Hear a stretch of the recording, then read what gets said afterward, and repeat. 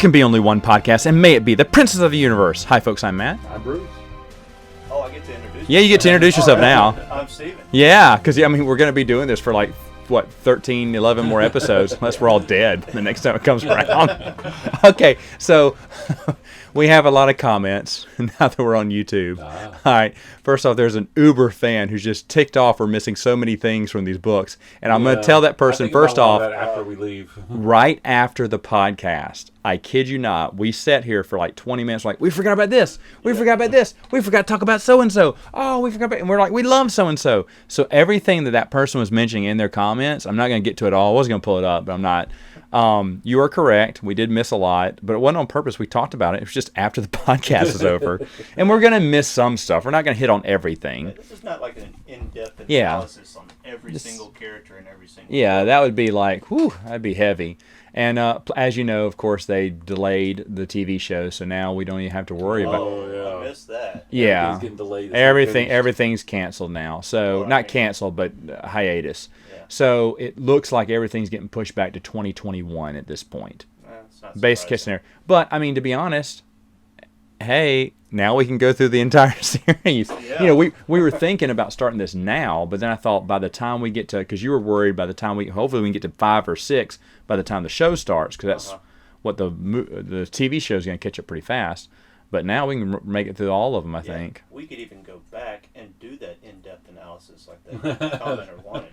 No. Oh, the other one was we were kidding about having coronavirus on the last episode. Someone asked, I don't know if they didn't know if we were kidding or not.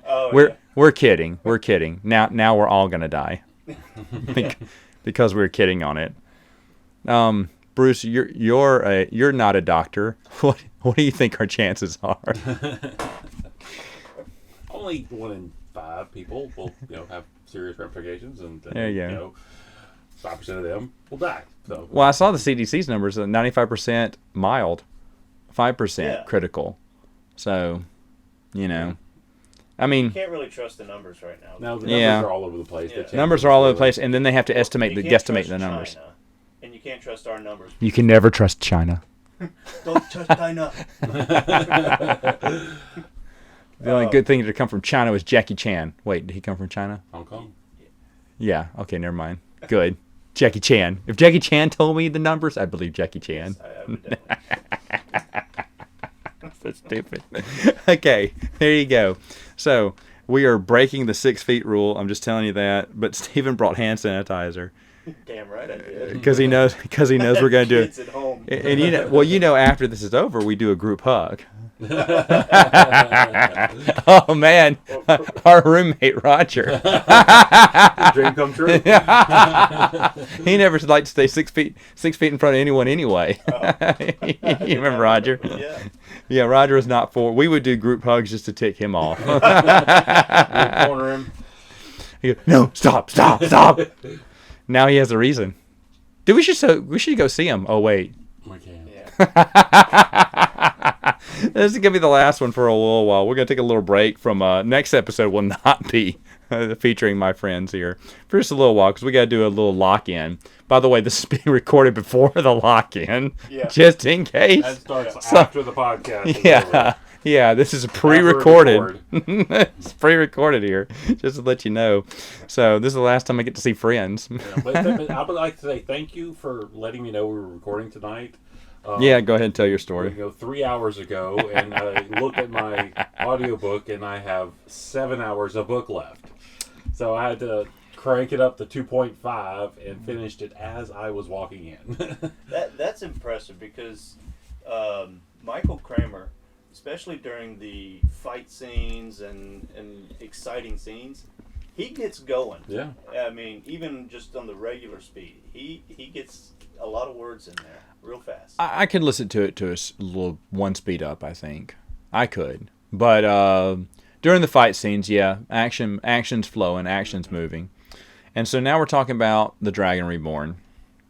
which oddly enough has nothing to do with the Dragon Reborn. I was actually kind of surprised because I was really excited after the last book. He is the character that is least written about. He is. I think he's in at the beginning and the end, right? And that's it. There's something in the middle. Chapters in the middle. Is there really? I've forgotten that. And but it's really the dreams interactions with the other characters. That's right. Not yeah, so much it's focus not, on him. no, it's not. There's no focus on him until the end when he's like, "You are the Dragon Reborn." Oh, I forgot Rand was part of this series, and it's kind of jarring. It's bold at one time to go, okay, here's our main character through two and then we're gonna books. Name this book after him, and we're going to name the book The Dragon Reborn, which we've been talking about for the past 2 books, and now here comes The Dragon Reborn, and I bet everyone was like, what the heck, man? Randall Thor's not even in this book. He's not, hardly at all. But Matt, this is where Matt's character just blossoms and becomes. Yes. Yeah, I didn't really like him in the first 2 books. He was annoying, and in this book he becomes a very good character. And that's what I want to talk about. We're going to talk about Matt mainly. I mean, there's a few other notes I have here, but the Aes Sedai are taking him to the White Tower. It starts off because he's still poisoned by the knife. He's in bad shape now. He can hardly move. They need to go heal him. He does get healed. It changes him forever. Sets his path. Sets him on a different path. Something with the healing, I'm assuming, awakened his power of luck. Yeah. Is that kind of what's in? Well, is it because either that or the time that he had the dagger? You know, because they call it the Dark One's luck. Yeah, I wasn't sure if it came from the Aes Sedai or from. Okay, I was going to ask you. It was unclear where the luck came from. Explained. Okay. That's just fine. Yeah. It's good to not have No. explained. It doesn't have to be explained. I just didn't. I wasn't sure where it came from. But I like how they talk about how the dice are rattling in his head and stuff. And I'd forgotten about that little feature of him. That's kind of neat. He always rolls high, rolls 6s, rolls wins. Yeah. Challenging people to fights and defeating. He's good with the bow staff. He fights those 2. It was one of my. Well, the thing is, it's the first Yeah. time he shows any kind of initiative. Ability at anything, and you think, okay, he's about to get his ass kicked. Because Well, he does it because he needs some coin to start off. Desperate, and I'm sure He said, part of it okay, with his new and powers he's still recovering at this point, so he's not 100%. And the warder says, "Hey, are you sure about this? These guys are 2 good swordsmen." He's like, "I'm good," and he has a bow staff. Now he knows he's exhausted, but he knows he can do it, and so he just flies with the movements about what feels right, and actually whoops them both with the bow staff. Now I'll be honest, I look forward to seeing that. The action scenes. This is what a book can't always help you with. A book can't always help you with all the action scenes.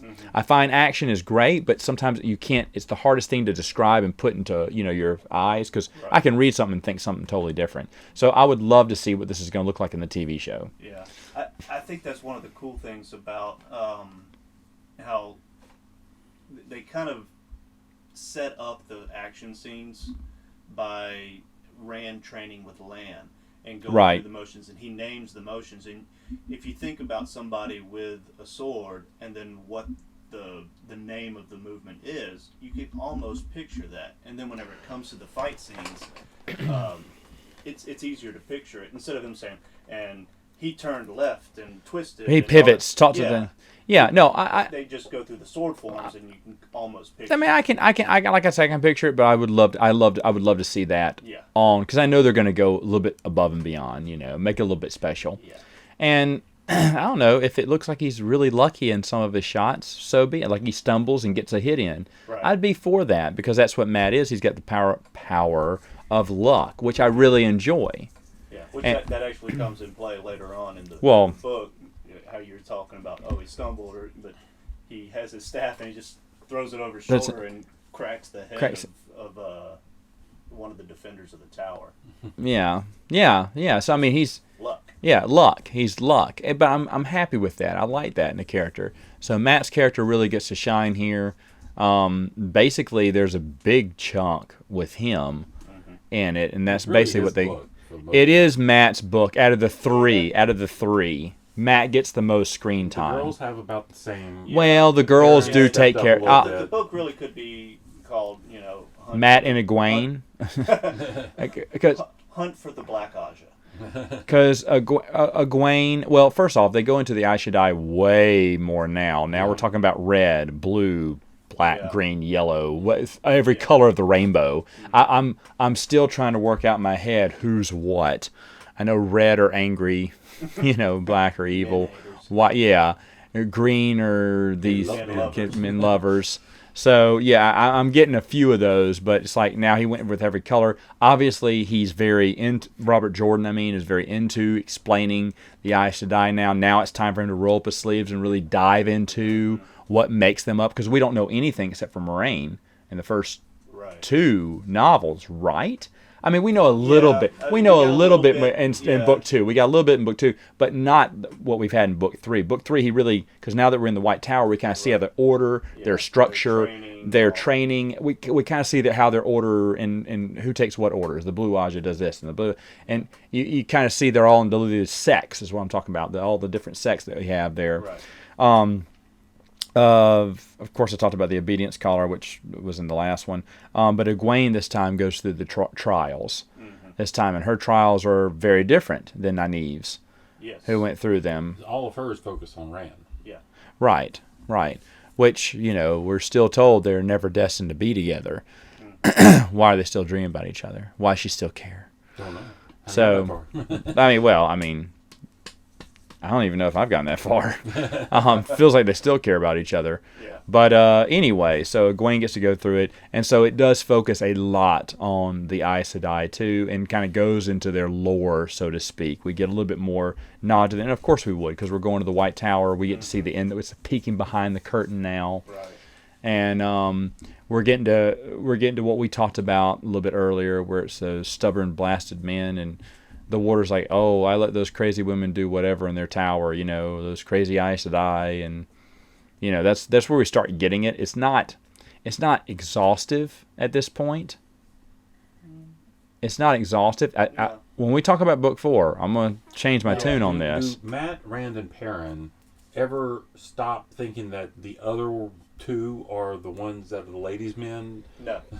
Or is that a constant? That's constant. But they're almost never together. That is true. They kind That's true. After the first book, way at the end of each book, but then that's always separated again. Mm-hmm. After they meet up for a little bit in book 3 at the end. They're all together at the end. Mm-hmm. But the thing is, though, they're going to just break right back up in book 4, and break up.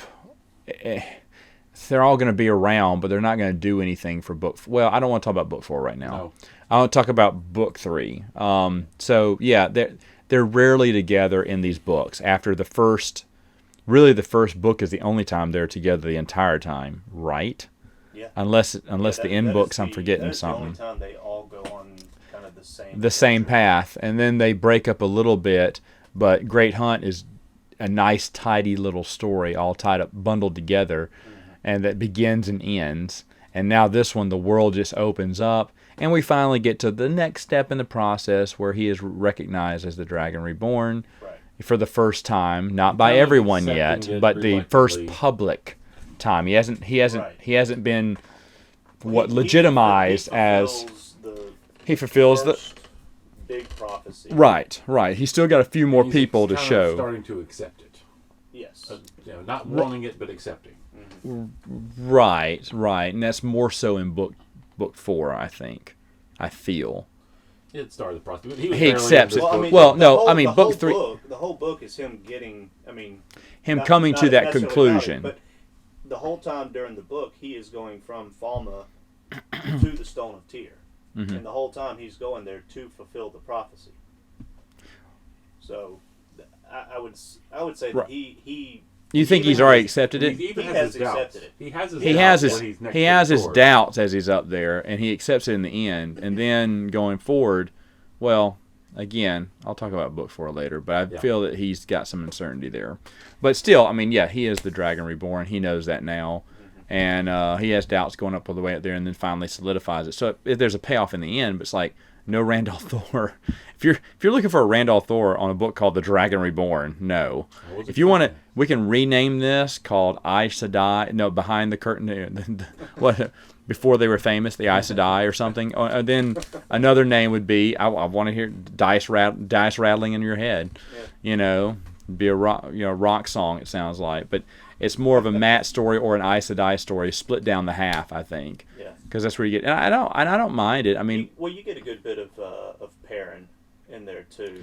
You get Because I would say a dollop of Perrin, enough to where it was nice, but I'd still like to have more. Kind of started a lot with him, and I kind of was expecting more. They drift off him very and quickly, just though. The focus to Matt. And at first, I was like, really don't enjoy Matt, but my goodness, Matt's fun. Yeah. He's going to slow down as a character overall, and then when Brandon Sanderson picks back up the books, Matt shines. Yeah. He shines, and that's always how he should have been written. But that's again another topic down the road. But anything else from this Dragon Reborn that y'all I guess picked one up of for the you? topics we missed last time was Tom's back. Yes. Oh, in the right. last book, We we thought he had died Yeah. a long time ago, but he did not. He's Gandalf the White now. The second book, he Oh, he went for the shade. He attacked the shade. That's right. He said, "You shall not pass." No, actually, he said, "Run, Randolph, run." That's how he ended it. Not as epic as Gandalf there, Not quite. but Tom does come back, mustachio and all. He's back. He's better. I liked. Limp. He's got a limp. Of he's course, injured from it. he had to have some injury. Right. And then he's been in this book. He's kind of just drunk. And, Yeah. Right, but I like Tom. Yeah. Tom as a character is going to grow and he gets better as the books go on. Yes. So far, I'm rereading the books now. I'm a little bit ahead, but I'm liking Tom more and more as a character. Who else? They've really been treating him bad the second and third book. He's gone Well, through times. yeah, he'll bounce They back. build up to a really enjoyable, likable character, and then book 2 and 3. I didn't mind him. I didn't mind him. I feel like they're leading somewhere. I didn't mind him in the second one. He was ready to kind of settle down and step back. He He ready was to go away training from up the adventure. kind of a protege, And with a little love in his life. yeah, Mm. and then she was murdered. Mm. So And then you find out how cold he can be when he Yeah. is angered. Yeah. he may be a joyful gleeman that juggles and stuff, but he's a freaking badass. No, he is. And then Well- he starts off with his sorrows, being a gleeman in the tavern. And There's more to his past. When is that revealed? Because I know it now. By 5, we know it. So hopefully By I'll book get 5, this we book, know it. because I don't know it. Okay. Yeah, it's in the fourth. It's in the 4th one? Okay. Yeah, I didn't think it was in the 3rd one. But then we get to peel back on he's been way more than a gleeman in his past. And obviously you know that from what happens. Who was the other character that we missed talking about last time? The girl. And I can't remember. Remember there's a girl. Was it the princess? What's her name? Elaine. I know we talked about Elaine, didn't we? Who did we miss? We talked about Min. There was the other girl that went with them on the... Shade? No, not Shade. Who am I thinking about? Talking about Fael, are you? No, not Fael. Because you don't find she's not introduced. She's until not- this book. The She's third book. introduced in this book, Yeah. but she really Most catches. unlikable characters ever. She really catches on. We'll talk about 4 later on, Yeah. but doggone, there was someone else that I remember. It was an Aes Sedai that we didn't talk about last time. That we talked said, about we Swan. missed it. We talked about Swan. Was it Swan? It was We Swan. talked about her. We did talk about Swan. Or Okay. Suan. Suan. Suan, as some people Suan. Is there anyone else we missed? Anything else we missed? I don't have many notes from that. I just had that it wasn't about the dragon. We had a lot of Aes Sedai stuff, which was nice. I enjoyed knowing more about their world. I guess it's something that Robert Jordan always wanted to make time to do, and obviously this is the book to set them up. After We get book a 4, little you more want of Farron, and because she's with Gwaine and Nynaeve and Elaine and Matt on the Right. back, we get a little bit more of her, and then some in the White Tower when she gives Egwene the all the notes and stuff from the 13 or 11 Black Aja that. Yeah, and this is the thing about the books that I did not like when I was reading the books. On the back of the the index, the characters, they had every character that I knew, and then all these other characters he creates later on. They didn't have those included in there, and I started losing track of who was who. And so as I kept reading the books, like, who is that again? Especially when I made it to where I had to wait every couple of years for the next release. And I'd look at the back of the book and just had the same daggum 10, 15 people that they had from book 2. And I was like, I know all those people. I want to know the other people that I just can't get a hold of. Yeah, especially ones that play a big part in that specific book. Yeah, I want to remember them because I'll be honest. We talked about this, I think, last time. Some of these names are very repetitive, you know. They're very similar. They're very similar. They're very hard, and they're very hard to tell apart. Like, I remember getting Egwene and Elaine. I would get rereading these books. Things that happened to Egwene, I thought it was Elaine, and then back and forth. I switched those two. I just totally forgot. It's very difficult sometimes to remember when all the women are together, whose point of view you're reading from. That's true because too. He does give Elaine, Egwene, and Nynaeve, and sometimes Moraine. Yes. All of them get to share a point of view, and it is very. I mean, I understand you said he had so many he holds the record for point of view characters, but the thing is though, bouncing in and out of everyone's head really kind of. And I think this is why we'll wait till we review the Dead books. I'm very interested to hear if that's maybe the reason, because you're just jumping into everyone's head every chapter, if I recall, and you're never going back to any of them. And you're like, I just got to see a peek into everyone's life. It was like watching 2 hours worth of previews. If they were to make a movie about books, 6, 7, 8, 9, or whatever, they'd be nothing but previews of next time on so and so, and then you'd watch a 2-hour preview and go, okay, well that was it. That was the book. Oh, okay, because you stay so little in each one. Right now, that's not the problem because now he's still. I mean, he introduces a ton of characters now. The doors are kind of busted open from Great Hunt. We know even more people now. All those Aes Sedai people. Are opened up on his side. Matt meets a few people, but most of the ones we've already known before. But I don't know. But this is where he starts to really just. I wonder. I'm sure online someone's made a tally about that, about how many characters are introduced for every book. Oh, I'm sure there are. Do you know? Since you're our resident Robert Jordan fan, I would want to know what's the book. A whole lot of time. Okay. On there.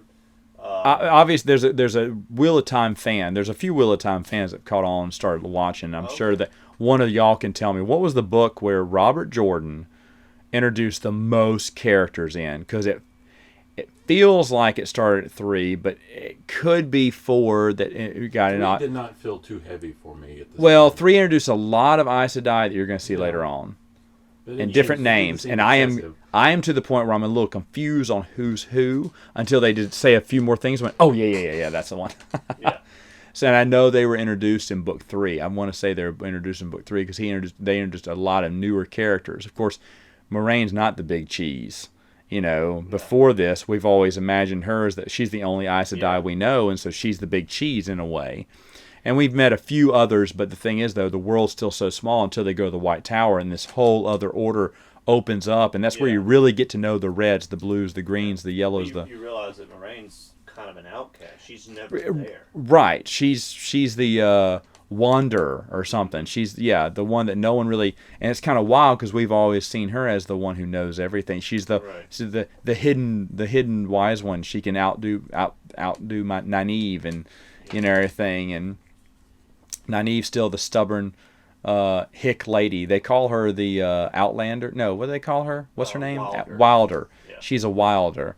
She may not be able to control her, her abilities or her temper or whatever. And of course, they're right. Yeah. She can't. She's having trouble with that. But it's kind of funny because she was a wisdom at one time. She went from wisdom to Wilder. Right. And in your mind, you're like, oh, so she's not really that powerful as we thought either, because the wisdom was something that all 3 boys were scared of. Right. That Egwene worshipped, and stuff at a time, and now she's the one kind of outclassed and basically on the same books on the same. She and Egwene are equals. Yeah. Now they've really picked it up. Yeah. Egwene is the one who's really and that's the other thing. She's going through these trials and she's learning things and she's figuring out things faster than Nynaeve. Yes. Well, she was the one that was captured by the Shanshan, so her power level went way up during that time. Right. And like you said, they're all on the same level. They're all accepted. but Nynaeve is still trying to act like she's, you know, the wisdom. She's still, yeah. And Egwene is bucking against that. Yeah, because it's like, look, you're not over me anymore. You don't outrank me now. We're equals, and that's being nice. And she's got that new Because power I know, of being yeah. a dreamer. Right. Kind of sets her apart. That's in this book, right? Yeah, because Yes. they haven't had a dreamer in, 500 years or something? Yes. Yeah, so she's got a That's very a really unique special ability. What does a dreamer do? Well, dreamer, dream walker. Yeah. There's a dream world. She can enter The dream of world. dreams. And Which tell Perrin Ariana. also can access because of the wolf thing. Right. And, Yeah. And Rand has been kind of Ima- going nuts ima- too. Imagine, Rand has been there. for people who've never read the books, imagine Egwene as a nicer Freddy Krueger who can enter people's dreams. Basically, that's what she can do, and kind of. There's actually a difference between that. I mean, this is a world of dreams, and anybody can access that, but most people do it on accident. So when she's wandering around, they have no control. Random people that just find themselves in this dream world and don't know how they got there and will not come back, possibly. But she can kind of control her own movements within there and go where she wants. Yeah, it's like Freddy Krueger. It's the cognitive world. Like if you think it happens. Yeah, so folks, if you're familiar with Freddy Krueger, think Dream Warriors. That's what she is. She's a dream warrior. I'm totally making this up, but I know that's not where Robert Jordan got that. But it would be so awesome if he was watching, what was it, Nightmare on Elm Street 4, and going, yeah, Dream Warriors. You never know because you totally right about this. I can totally right about this. You think something like that's silly, but they do. You do find your inspirations by little things you watched younger or something like that. When I had my brother on here, he was talking about his idea, where he got the idea for this, and this is from his childhood, and he thought that always stuck with him, that character, or this name, or this situation here, and something he'd always thought, I need to put that in a book one day. And who knows, maybe Robert Jordan sitting in the movie theater going, heck yeah, Freddy Krueger.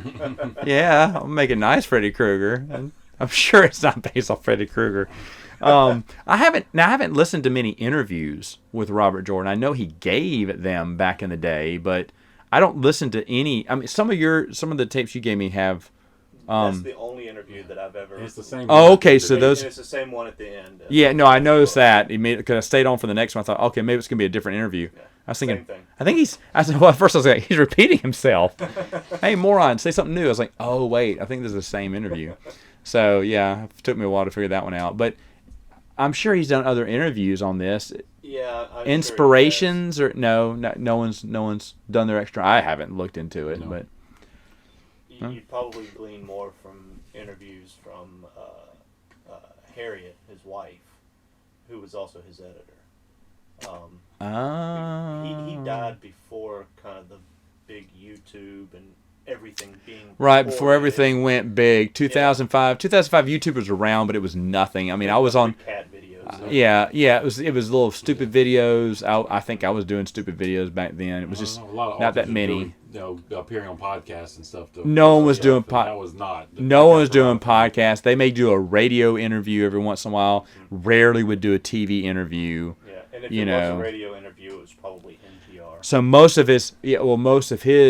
I bet most of his interviews happen in magazines.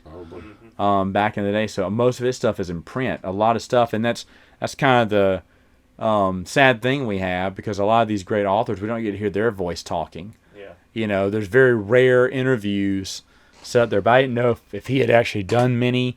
I could see him doing an NPR, like you said, and maybe a TV one here and there, but not that much, because TV was like, I'm not the TV world, I'm the book world. He wasn't Stephen King. So no, he didn't have his own movie or anything, or TV shows. Yeah. Why was that? Why did it take so long? The Wheel of Time books were big back in the 90s. Because fantasy only sold in books at that point. That's true. I guess so. It hadn't really been till. Hadn't really taken up till Game of Thrones, and now. Lord of the Rings is what kind of. Lord of the Rings kind of opened it back up again. Lord of the Rings opens it back up in theaters, and now everyone wants to have their big one. I mean, I'm glad it is. Oh yeah, absolutely. But at the same time, I just kind of wonder, because you see books like that, and surely someone thought, hey, we can do that. I mean, BBC even attempted to do Narnia. a long time ago back in the day. They said, these are great.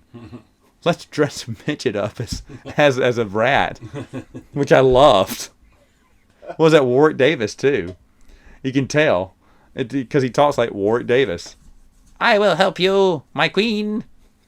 Wait, isn't he the one that played Willow? Yeah. Yes. Yes, and he's Reepicheep. He's Reepicheep. He's Reepicheep? Yes, he's Reepicheep. He's not in the first one, but I think he starts in the second one, and he's in Voyage of the Dawn Treader, and he's in Voyage of the Dawn Treader. That's where he really shines. But he's Reepicheep, yeah. Wow. Came in, did Reepicheep. He mentions that in his little autobiography for a little bit, playing Reepicheep. Of course. How many actors can say they played Reepicheep? One. The other one would have to be a voice actor because they'd all be CGI now. But God bless those little movies. That's the thing. There's a Wheel of Time, BBC back in the 80s. I trust them with anything. I wish they would have done Lord of the Rings. I'd love to have seen that. But anything else to add about Dragon Reborn? I don't have many notes. This time. Yeah. Oh, yeah. Well, don't worry. They're going to let us know what we've forgotten. So anyway, don't worry. I have way more notes for Shadow Rising because that's a huge book. Folks, we're going to take a pause on our Wheel of Time series. I'm going to come back next episode, probably do my Picard thoughts on the Picard series. And then by then, probably we'll be all out of our shelters, our little bomb shelters. And we'll be back toilet paper. Talking, out of the shelter or out of toilet paper? Something's going to get you to come out, and everything. But Bruce and I are both labeled as essential to society. I'll be at home twiddling my thumbs. I put myself out there, so I might be called and tagging along. There you go. So maybe Steven's going to take over the podcast. Actually, technically, statistically, you're the youngest. So it won't impact you as hard as it would impact one of us. Statistically, yes. You would have milder symptoms and may even recover or maybe further immune. Are you under 30? No. Seriously? I'll be 36 next week. Shut the front door. Yeah. Well, you look still young, my friend. Yeah. Has it been that many years? Oh my goodness. Okay, well, you're not screwed. No, but you got a good chance because that's really good. But anyway. I think we all have. So Steven's going to continue the podcast without us. Oh, no, Bruce is screwed, man. You know what he does for a living. So, he smooches random people, folks. But anyway, that's why kissing booth. It must remain open. The president says, kissing booth must remain open. I'm just a hugger. That's all my job is. I'm screwed too. Speaking of which, we're going to go and take a break and take a group hug, and I'll get coronavirus. So, folks, you'll have a wonderful rest of your week, day, month, whatever. Enjoy the apocalypse. The Purge starts next month. We'll see you later on Princes of the Universe. I need to purge.